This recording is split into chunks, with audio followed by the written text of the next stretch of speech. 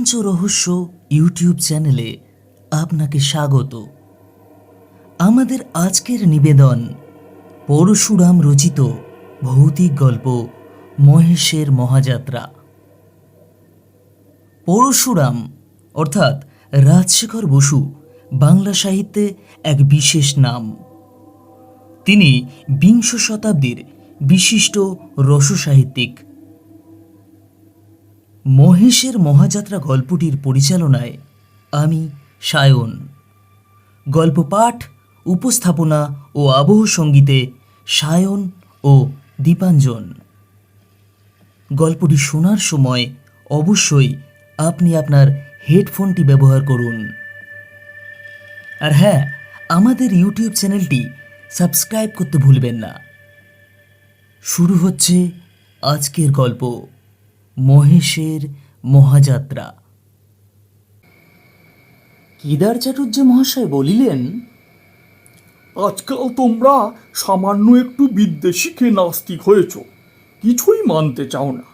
যখন আরও শিখবে তখন বুঝবে যে আত্মা আছেন, ভূত পেতনি এরাও আছেন, ব্রহ্মদত্তী স্কন্ধকাটা এনারাও আছেন। বংশলোচনবাবুর বৈঠকখানায় গল্প চলিতেছিল। তাহার শালা নগেন বলিল, আচ্ছা বিনোদদা, আপনি ভূত বিশ্বাস করেন? বিনোদবাবু বলিলেন, যখন প্রত্যক্ষ দেখব তখন বিশ্বাস করব, তার আগে হ্যাঁ না কিছুই বলতে পারি না। চাটুর্যে বলিলেন, এই বুদ্ধি নিয়ে তুমি ওকালতি করো? বলি, তোমার প্রপিতামহকে প্রত্যক্ষ করেছো? ম্যাকডোনাল্ড, চার্চিল আর বাল্ডুইনকে দেখেছো? তবে তাদের কথা নিয়ে এত মাতামাতি করো কেন? আচ্ছা আচ্ছা, হার মানছি চাটুর্য মশাই। আপ্তবাক্য মানতে হয়। আরে প্রত্যক্ষ করা কি যার তার কর্ম? শ্রী ভগবান কখনো কখনো তার ভক্তদের বলেন, দিব্যাং দদামি তে চক্ষু। সেই দিব্য দৃষ্টি পেলে তবে সব দেখতে পাওয়া যায়। নগেন জিজ্ঞাসা করিল, আপনি দেখতে পেয়েছেন চাটুর্য মশাই? জ্যাঠামো করিসনি। এই কলকাতা শহরে রাস্তায় যারা চলাফেরা করে, কেউ কেরানি, কেউ দোকানি, কেউ মজুর, কেউ আর কিছু, তোমরা ভাবো সবাই বুঝি মানুষ? তা মোটেই নয়। তাদের ভেতর সর্বদাই ২-১০টা ভূত পাওয়া যায়, তবে চিনতে পারা দুষ্কর। এই রকম ভূতের পাল্লায় পড়েছিলেন মহেশ মিত্তির। কে তিনি? জানো না? আমাদের মজিলপুরের চরণ ঘোষের মামার শালা। এককালে তিনি কিছুই মানতেন না, কিন্তু শেষ দশায় তাকেও স্বীকার করতে হয়েছিল। সকলে এক বাক্যে বলিলেন, কি হয়েছিল বলুন না চাটুর্য মশাই, বলুন না। চাটুর্য মহাশয় হুকাটি হাতে তুলিয়া বলিতে আরম্ভ করিলেন, ৩০-৪০ বৎসর আগেকার কথা।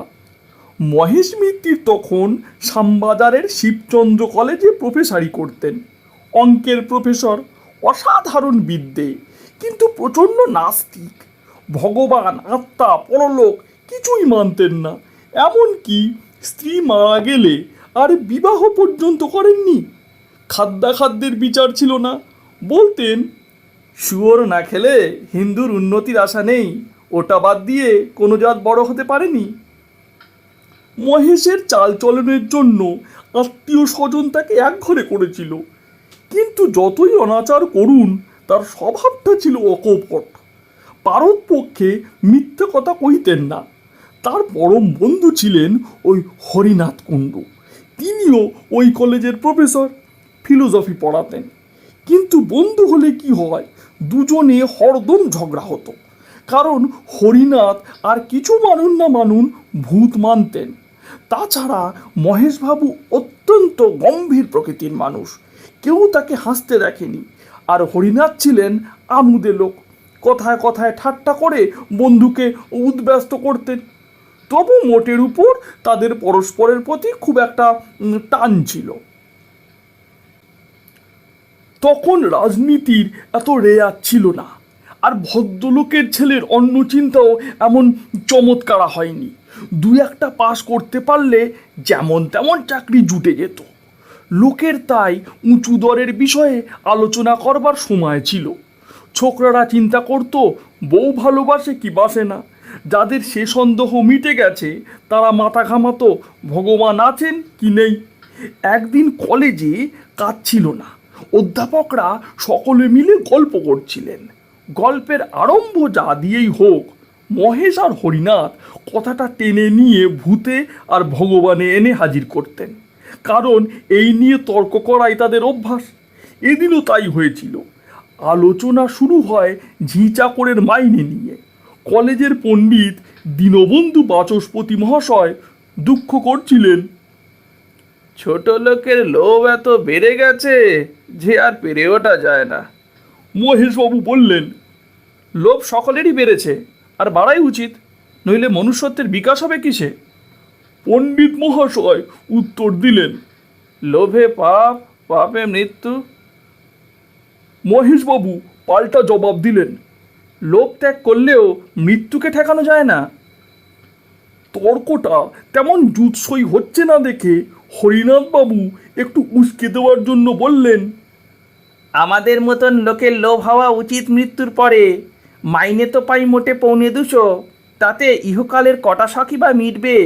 তাই তো পরকালের আশায় বসে আছি, আত্মাটা যদি স্বর্গে গিয়ে একটু ফুর্তি করতে পারে। দীনবন্ধু পণ্ডিত বললে, কে বললে তুমি স্বর্গে যাবে? আর স্বর্গের তুমি জানোই বা কি? সমস্তই জানি পণ্ডিত মশাই। খাসা জায়গা, না গরম না ঠান্ডা, মন্দাকিনী কুলুকুলু বইছে, তার ধারে ধারে পারিজাতের ঝোপ, সবুজ মাঠের মধ্যিখানে কল্পতরু গাছে আঙুর, বেদানা, আম, রসগোল্লা, কাটলেট, সব রকম ফল আছে। ছেড়ো আর খাও। জনকতেক ছোকরা দেবদূত গোলাপি উড়নি গায়ে দিয়ে সুধার বোতল সাজিয়ে বসে রয়েছে, চাইলেই ফটাফট খুলে দেবে। ওই হোতা কুঞ্জ বনে ঝাঁকে ঝাঁকে অপ্সরা ঘুরে বেড়াচ্ছে, দুদণ্ড রসলাপ করো, কেউ কিচ্ছু বলবে না। যত খুশি নাচ দেখো, গান শোনো, আর কলুয়াতি চাও তো নারদমুনি রাস্তানায় যাও। মহেশবাবু বললেন, সমস্ত গাঁজা, পরলোকে আত্মা, ভূত, ভগবান কিছুই নেই। ক্ষমতা থাকে প্রমাণ করো। তর্ক জমে উঠল।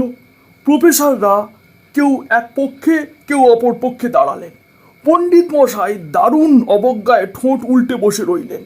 বৃদ্ধ প্রিন্সিপাল যদু সন্ডেল রফা করে বললেন, ভূতের তেমন দরকার দেখি না, কিন্তু আত্মার ভগবান বাদ দিলে চলে না।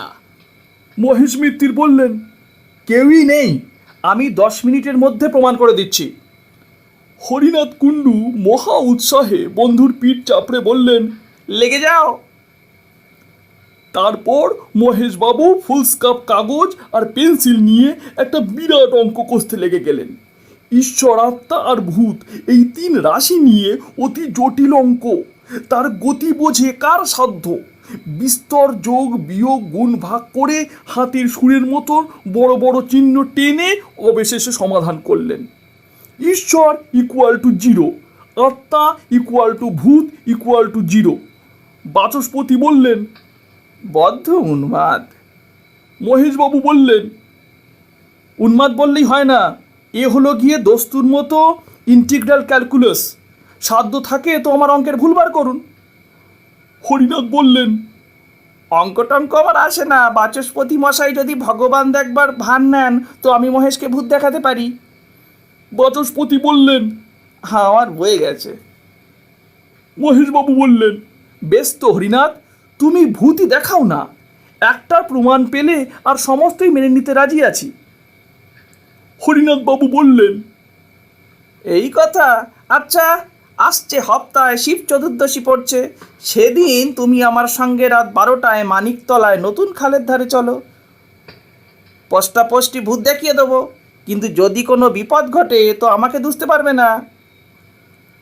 যদি দেখাতে না পারো আমার নাক কেটে দিও, আর যদি দেখাতে পারি তো তোমার নাক কাটবো। প্রিন্সিপাল যদু সন্ডেল বললেন, কাটাকাটির দরকার কি, সত্যের নির্ণয় হলেই হলো। শিব চতুর্দশীর রাত্রে মহেশ মিত্তির আর হরিনাথ কুণ্ডু মানিকতলায় গেলেন। জায়গাটা তখন বড়ই ভীষণ ছিল। রাস্তায় আলো নেই, দুধারে বাবলা গাছে আরও অন্ধকার করেছে। সমস্ত নিস্তব্ধ, কেবল মাঝে মাঝে পেঁচার ডাক শোনা যাচ্ছে। হোঁচট খেতে খেতে দুজনে নতুন খালের ধারে পৌঁছলেন। বছর 2 আগে ওখানে প্লেগের হাসপাতাল ছিল, এখনো তার গোটা কত খুঁটি দাঁড়িয়ে আছে। মহেশ মিত্তির অবিশ্বাসী সাহসী লোক, কিন্তু তারও গা ছমছম করতে লাগলো। হরিনাথ সারা রাস্তা কেবল ভূতের কথাই কয়েছেন। তারা দেখতে কেমন, মেজাজ কেমন, কি খায়, কি পরে। দেবতারা হচ্ছেন উদার প্রকৃতি, দিলদরিয়া। কেউ তাদের না মানলেও বড় একটা কেয়ার করেন না। কিন্তু অপদেবতারা পদবিতে খাটো বলে তাদের আত্মসম্মানবোধ বড়ই উগ্র। না মানলে ঘাড় ধরে তাদের প্রাপ্য মর্যাদা আদায় করেন। এই সব কথা। হঠাৎ একটা বিকট আওয়াজ শোনা গেল, যেন কোনো অশরীরী বিড়াল তার পলাতকা প্রণয়িনীকে আকুল আহ্বান করছে। একটু পরেই মহেশবাবু রোমাঞ্চিত হয়ে দেখলেন একটা লম্বা রোগা কুচকুচে কালো মূর্তি দুহাত তুলে সামনে দাঁড়িয়ে আছে। তার পিছনে একটু দূরে ওই রকম আরো দুটো। হরিনাথ বাবু থর থর করে কাঁপতে কাঁপতে বললেন, রাম নাম, সীতারাম। ও মহেশ, দেখছো কি? তুমিও বলো না। আর একটু হলেই মহেশবাবু রাম নাম উচ্চারণ করে ফেলতেন, কিন্তু তার কনসেন্স বাধা দিয়ে বললে, একটু সবুর করো। যদি ঘাড় মটকাবার লক্ষণ দেখো, তখন না হয় রাম নাম করো। এরা একটা পাকুর গাছের নিচে ছিলেন। হঠাৎ উপর থেকে খানিকটা কাদা গোলা জল মহেশের মাথায় এসে পড়ল। তখন সামনের সেই কালো মূর্তিটা নাকি সুরে বললে, মহেশ বাবু, আপনি নাকি ভূত মানেন না? এই অবস্থায় বুদ্ধিমান ব্যক্তি মাত্রই বলে থাকেন, আগে হ্যাঁ, মানি বই কি। কিন্তু মহেশ মিত্তির বেয়ারা লোক। হঠাৎ তার কেমন একটা খেয়াল হলো। ধাঁ করে এগিয়ে গিয়ে ভূতের কাঁধ খামচে ধরে জিজ্ঞাসা করলেন, কোন ক্লাস? ভূত থতমত খেয়ে জবাব দিলে, 2nd ইয়ার স্যার। রোল নাম্বার কত? ভূত করুণ নয়নে হরিনাথের দিকে চেয়ে জিজ্ঞাসা করলে, বলি স্যার। হরিনাথের মুখে রাম নাম ভিন্ন কথা নেই। পিছনের 2 ভূত অদৃশ্য হয়ে গেল। পাকুর গাছে যে ছিল সে টুপ করে নেমে পালিয়ে গেল। তখন বেগতিক দেখে সামনের ভূতটি ঝাঁকুনি দিয়ে মহেশের হাত ছাড়িয়ে চোঁচা দৌড় মারলে। মহেশ মিত্তির হরিনাথের পিঠে একটা প্রচণ্ড কিল মেরে বললেন, জোচ্চোর। হরিনাথও পাল্টা কিল মেরে বললেন, আহাম্মক। নিজের নিজের পিঠে হাত বুলোতে বুলোতে 2 বন্ধু বাড়িমুখো হলেন। আসল ভূত যারা আশেপাশে লুকিয়েছিল তারা মনে মনে বললে, আজই রজনীতে হয়নি সময়। পরদিন কলেজে হুলুস্থুলু বেঁধে গেল। সমস্ত ব্যাপার শুনে প্রিন্সিপাল ভয়ঙ্কর রাগ করে বললেন, অত্যন্ত সেমফুল কাণ্ড। 2 নামজাদা অধ্যাপক একটা তুচ্ছ বিষয় নিয়ে হাতাহাতি। হরিনাথ, তোমার লজ্জা নেই? হরিনাথ বাবু ঘাড় চুলকে বললেন, আগে আমার উদ্দেশ্যটা ভালোই ছিল। মহেশকে রিফর্ম করবার জন্য যদি একটু করেই থাকি, তাতে দোষটা কি? হাজার হোক আমার বন্ধু তো। মহেশ বাবু গর্জন করে বললেন, কে তোমার বন্ধু? প্রিন্সিপাল বললেন, মহেশ, তুমি চুপ করো। উদ্দেশ্য যাই হোক, কলেজের ছেলেদের এর ভেতর জড়ানো একেবারে অমার্জনীয় অপরাধ। হরিনাথ, তুমি বাড়ি যাও, তোমার সাসপেন্ড করলুম। আর মহেশ, তোমাকেও সাবধান করে দিচ্ছি, আমার কলেজে আর ভুতুরে তর্ক তুলতে পারবে না। মহেশবাবু উত্তর দিলেন, সে প্রতিশ্রুতি দেওয়া শক্ত, সকল রকম কুসংস্কার দূর করাই আমার জীবনের ব্রত।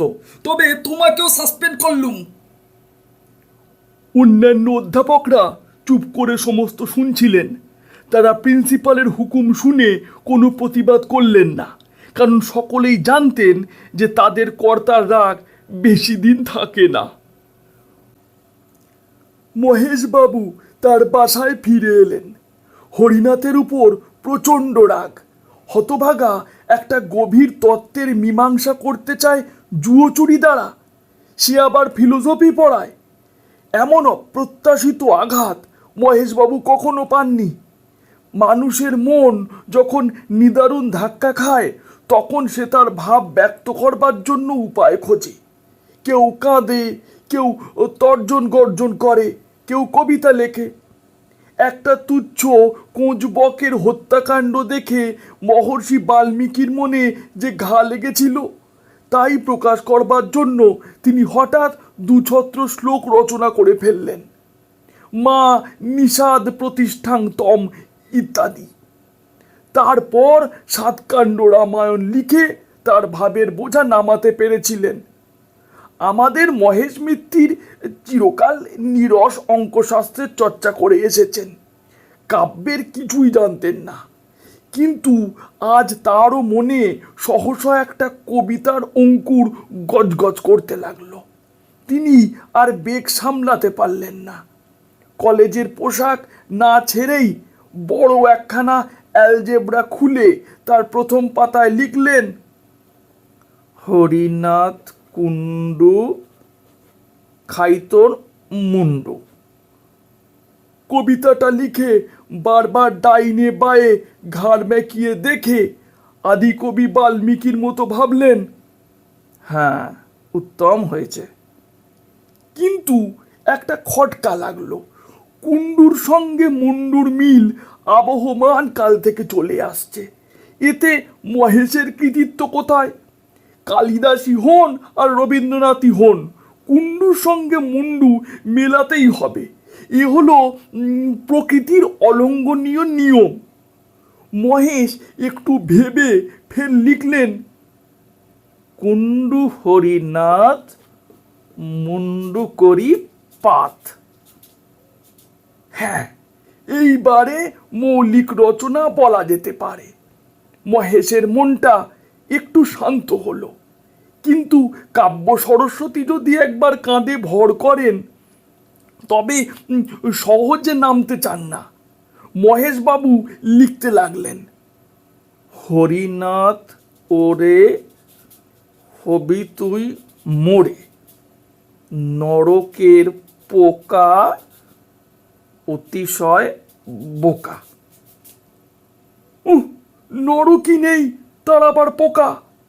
মহেশবাবু স্থির করলেন, কাব্যে কুসংস্কার নাম দিয়ে তিনি শীঘ্রই একটা প্রবন্ধ রচনা করবেন। তাতে মাইকেল, রবীন্দ্রনাথ কাউকেই রেহাই দেবেন না।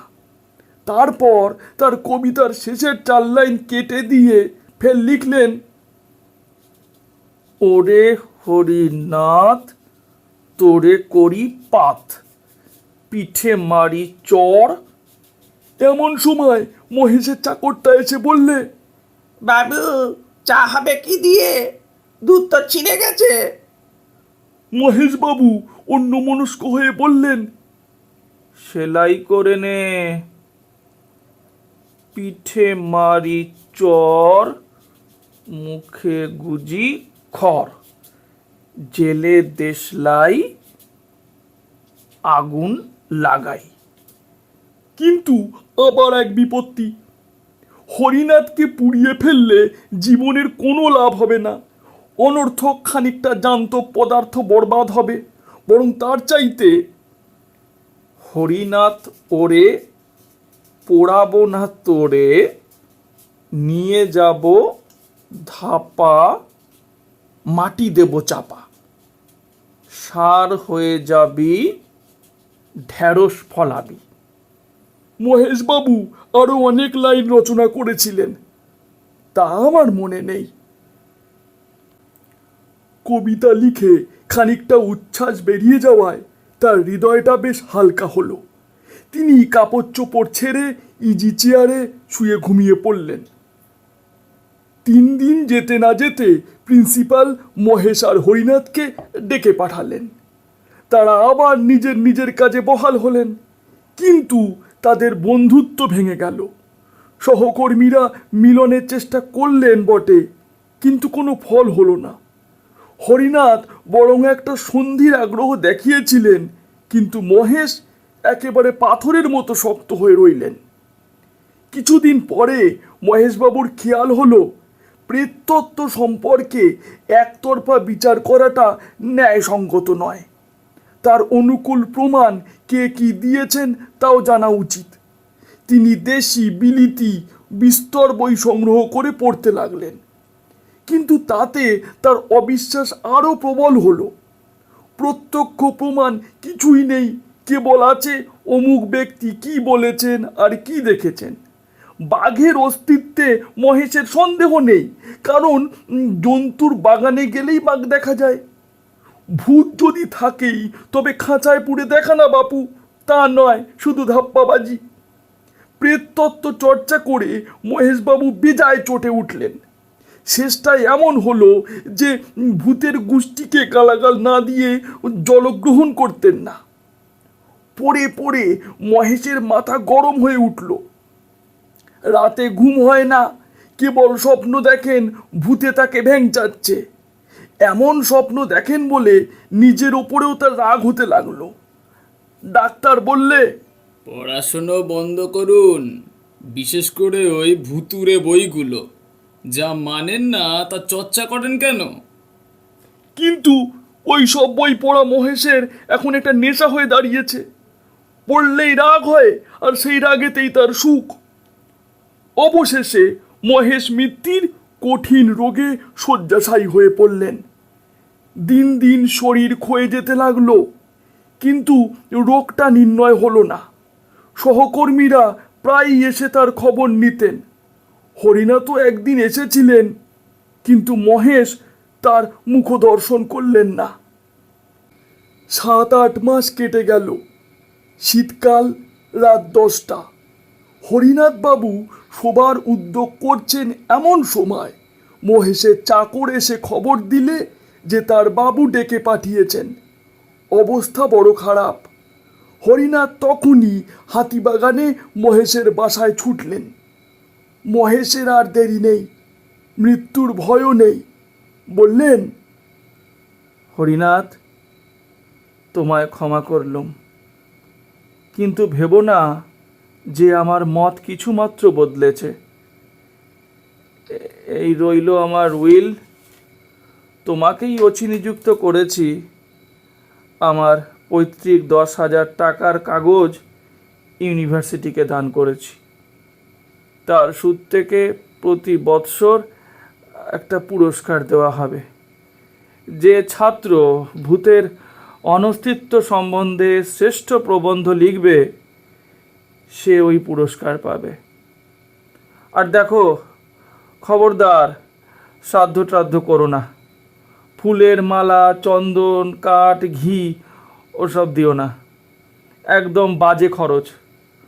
তবে হ্যাঁ, 2-4 বোতল কেরোসিন ঢালতে পারো, 1.5 সেল গন্ধক আর 5 সের সোডা আনানো আছে, তাও দিতে পারো।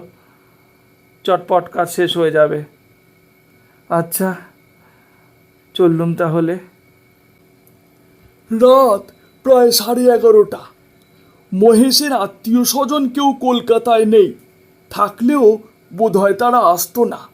বড়দিনের বন্ধ, কলেজের সহকর্মীরা প্রায় সকলেই অন্যত্র গেছেন। হরিনাথ মহা বিপদে পড়লেন। মহেশবাবুর চাকরকে বললেন পাড়ার জনকতক লোক ডেকে আনতে। অনেকক্ষণ পর 2জন মাতব্বর প্রতিবেশী এলেন। ঘরে ঢুকলেন না, দরজার সামনে দাঁড়িয়ে বললেন, চুপ করে বসে আছেন যে বড়, সৎকারের ব্যবস্থা কি করলেন? হরিনাথ বললেন, আমি একলা মানুষ, আপনাদের উপরই ভরসা। ওই বেলেল্লা হতবাগার লাশ আমরা ওইব, ইয়ার কি পেয়েছেন নাকি? এই কথা বলেই তারা সরে পড়লেন। হরিনাথের তখন মনে পড়ল বড় রাস্তার মোড়ে একটা মাঠকোটা সাইনবোর্ড দেখেছেন, বৈতরণী সমিতি, ভদ্র মহোদয়গণের দিবারাত্র সস্তায় সৎকার। চাকরকে বসিয়ে রেখে তখনই সেই সমিতির খোঁজে গেলেন। অনেক চেষ্টায় সমিতি থেকে 3 জন লোক জোগাড় হলো।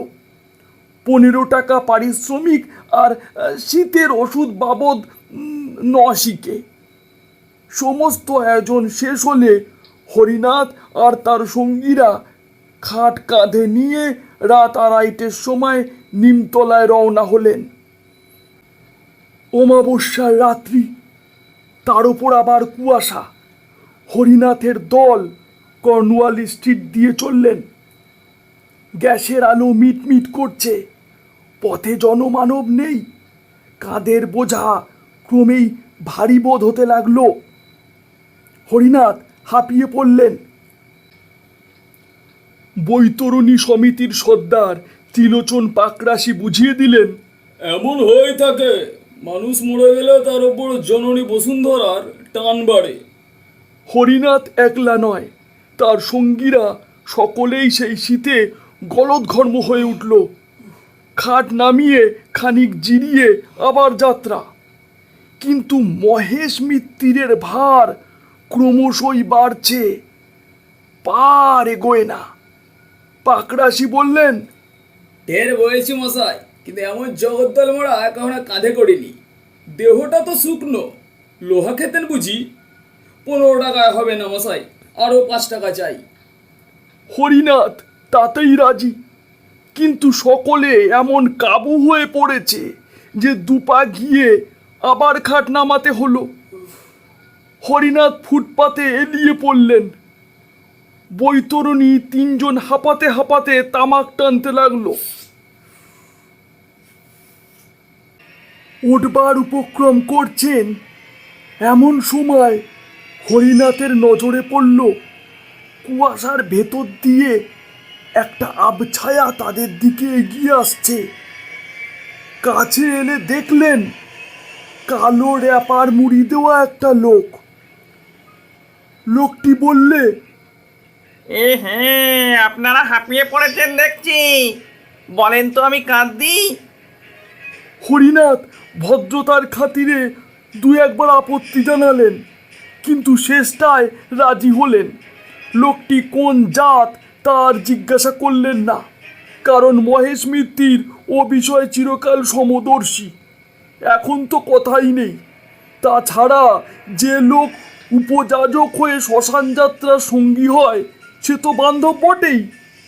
ত্রিলোচন পাকরাশি বললেন, কাঁধ দিতে চাও তো দাও, কিন্তু বকরা পাবে না, তা বলে রাখছি। আগন্তুক বললে, বাকরা চাই না। এবার হরিনাথকে কাঁধ দিতে হলো না, তার জায়গায় নতুন লোকটি দাঁড়ালো। আগের চেয়ে যাত্রাটা একটু দ্রুত হলো, কিন্তু কিছুক্ষণ পরে আর পা চলে না। ফের খাট নামিয়ে বিশ্রাম। পাকরাশি বললেন, 20 টাকার কাজ নয় বাবু, এ হলো মোষের গাড়ির বোঝা, আরও 5 টাকা লাগবে। এমন সময় আরেকজন পথিক এসে উপস্থিত, ঠিক প্রথম লোকটির মতোই কালো র্যাপার গায়ে। এও খাট বইতে প্রস্তুত। হরিনাথ দ্বিরুক্তি না করে তার সাহায্য নিলেন। এবার পাকরাশি মশাই রেহাই পেলেন। খাট চলেছে আরও একটু জোরে।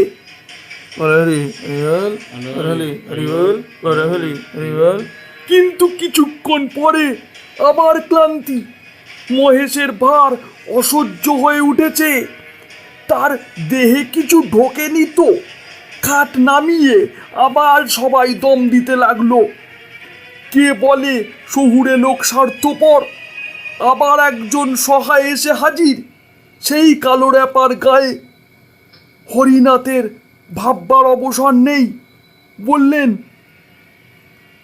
চলো চলো। আবার যাত্রা আরো একটু জোরে। তারপর ফের খাট নামাতে হলো। এই যে চতুর্থ বাহক এসে হাজির, সেও সেই কালো রেপার। এরা কি মহেশকে বইবার জন্য এই 3 প্রহর রাতে পথে বেরিয়েছে? হরিনাথের আশ্চর্য হবার শক্তি নেই। বললেন, ওটাও খাট, চলো জলদি। 4 জন অচেনা বাহকের কাঁধে মহেশের খাট চলেছে। পিছনে হরিনাথ আর বৈতরণী সমিতির 3 জন। এইবার গতি বাড়ছে, খাট হন হন করে চলছে। হরিনাথের আর তার সঙ্গীদের ছুটতে হলো।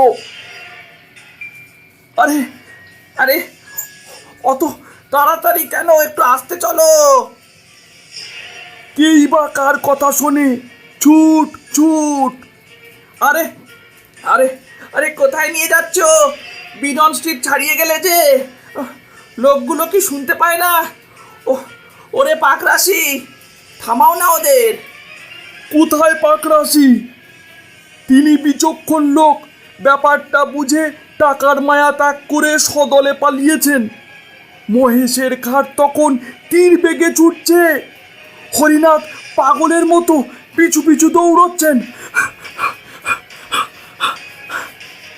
কর্নওয়ালি স্ট্রিট, গোলদিঘি, বউবাজারের মোড় সব পার হয়ে গেল। কুয়াশা ভেদ করে সামনের সমস্ত পথ ফুটে উঠেছে। এ পথের কি শেষ নেই? রাস্তা কি উপরে উঠেছে না নিচে নেমেছে? এ কি আলো না অন্ধকার? দূরে ও কি দেখা যাচ্ছে? সমুদ্রের ঢেউ না চোখের ভুল? হরিনাথ ছুটতে ছুটতে নিরন্তর চিৎকার করছেন, থাম থাম। ও কি খাটের উপর উঠে বসেছে? কে? মহেশ। মহেশই তো। কি ভয়ানক! দাঁড়িয়েছে, ছুটন্ত খাটের উপর খাড়া হয়ে দাঁড়িয়েছে। পেছনে ফিরে লেকচারের ভঙ্গিতে হাত মেরে কি বলছে। দূর দূরান্ত থেকে মহেশের গলার আওয়াজ এলো, হরিনাথ, ও হরিনাথ, ও হে হরিনাথ। কি কি, এই যে আমি।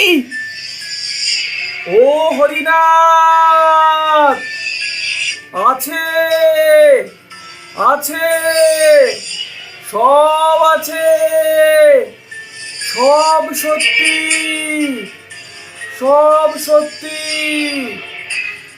মহেশের খাট অগোচর হয়ে গেল। তখনও তার ক্ষীণ কণ্ঠস্বর শোনা যাচ্ছে, আছে